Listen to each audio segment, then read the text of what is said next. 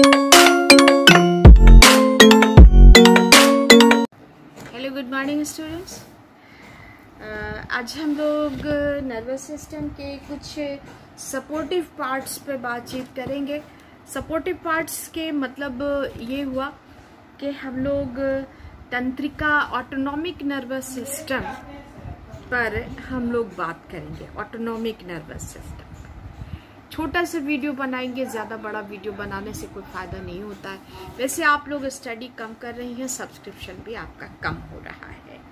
तो तंत्रिका तंत्र के विभाजन के प्रसंग में पहले ही हमने आप लोगों से ये बात की कि क्रियाओं को स्वतंत्रता के आधार पर इसके दो भाग किए गए।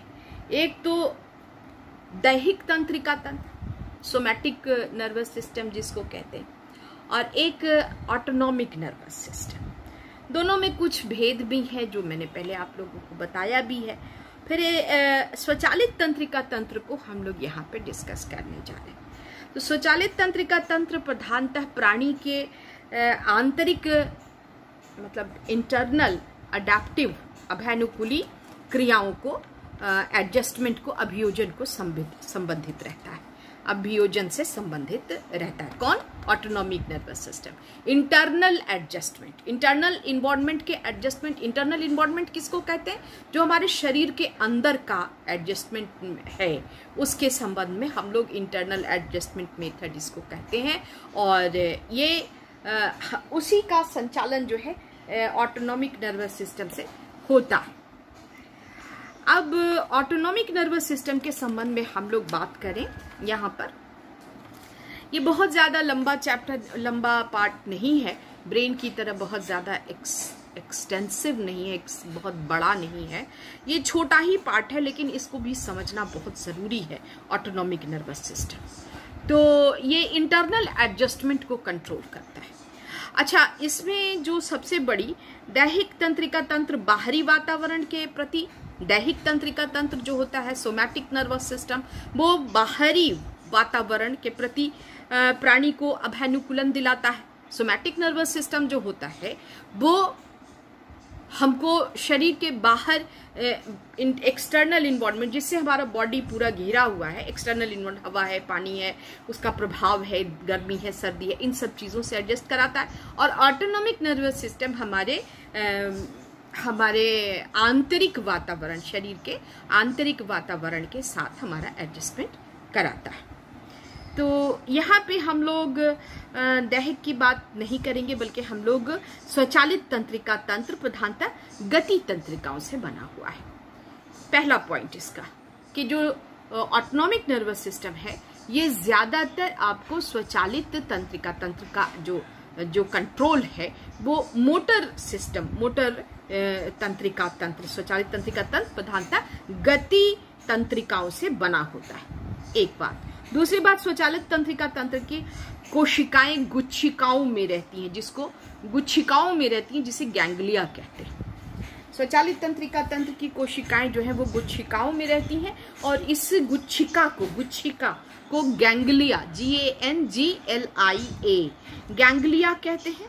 और तंत्रिकाएं सुषुम्ना तंत्रिकाएं तथा तंत्रिकाएं सुषुम्ना के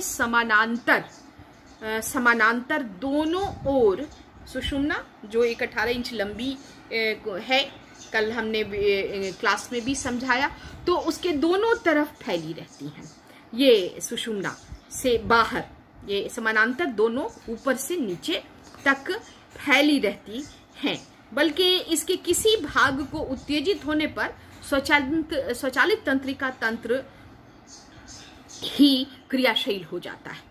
अगर सुषुम्ना का कोई भाग उत्तेजित होता है या उसको स्टिमुलेट किया जाता है, जैसे हमने इलेक्ट्रिकल मेथड वगैरह में आपको बताया, तो ये पूरी तरह से स्टिमुलेट हो जाता है।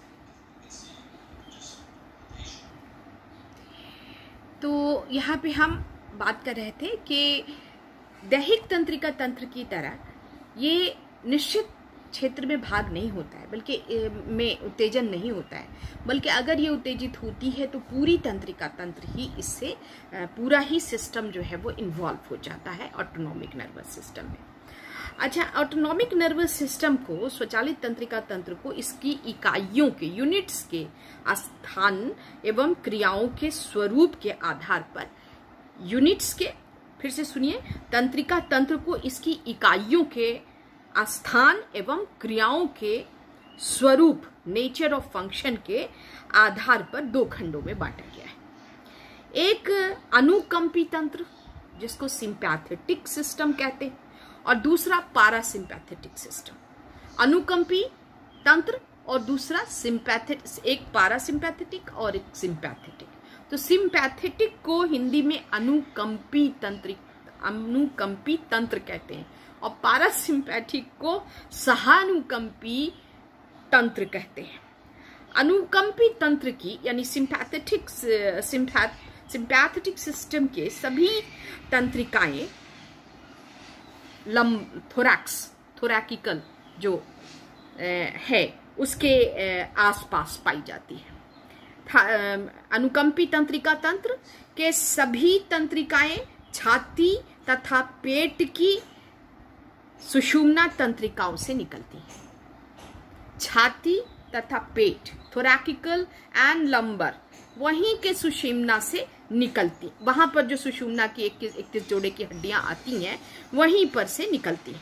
इसी कारण इस तंत्र को कटिवक्षीय तंत्र भी कहते हैं, थोरैकिको लंबर सिस्टम भी कहते हैं। किसको?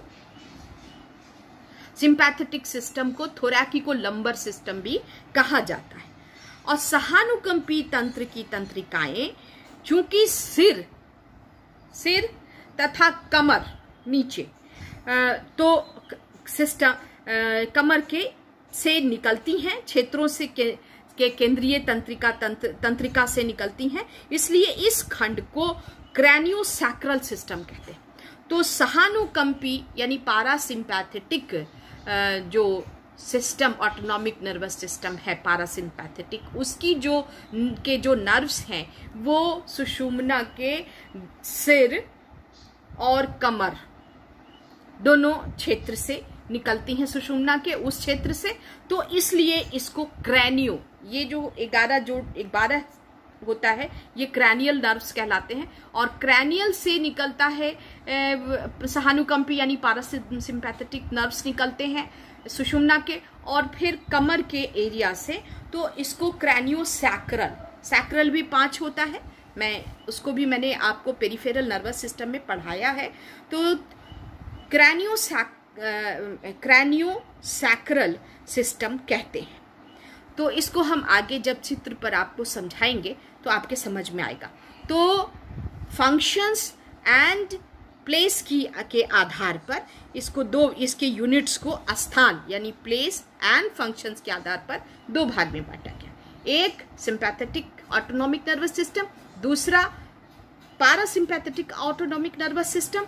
लेकिन इसमें जो रीढ़ की हड्डियों के 31 जोड़े होते हैं उसमें सिंपैथेटिक ऑटोनॉमिक नर्वस सिस्टम में पेट के स्थान पर और छाती के जो स्पाइनल कॉर्ड के जो जोड़े होते हैं वहां से नर्व्स निकलते हैं, तो सिंपैथेटिक नर्वस सिस्टम का निर्माण होता है।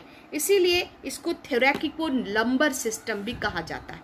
वहीं पर पारासिम्पैथेटिक ऑटोनॉमिक नर्वस सिस्टम का जो 2 पार्ट में जो बांटा गया, तो उसमें जो पारासिम्पैथेटिक है उसके गर्दन के जो हैं वहाँ से नर्व्स निकलती हैं और कमर के पास से नर्व्स निकलती हैं, इसीलिए उसको थोरैकिको लंबर। थोरैकिक नर्व्स जो हैं ये 12 पेयर होती हैं और नीचे 5 लंबर का होता है, तो 5 सैक्रल का होता है और 12 इसका होता है, तो 8 12 ऐसे मिला के थोड़ा 31 जोड़ा बन जाता है। मैंने सिर्फ पेरिफेरल नर्वस सिस्टम में आप लोगों को पढ़ाया है। तो पारासिम्पैथेटिक को क्रैनियोसैक्रल और सिम्पैथेटिक को थोरैकिको लंबर सिस्टम भी कहा जाता है। अब आपको हम अगले इसमें और एक चीज़ और आपको मैंने बताई है इस वीडियो में कि इसकी जो कोशिकाएं होती हैं वो गुच्छिका के रूप में यानी गैंग्लियन के रूप में रहती हैं ऑटोनॉमिक नर्वस सिस्टम की। गैंग्लिया कहलाती है, एक जगह एक तरह के न्यूरॉन्स, एक तरह के कोशिकाओं का समूह रहता है। तो अब हम लोग इसको यहाँ पे फिनिश कर रहे हैं।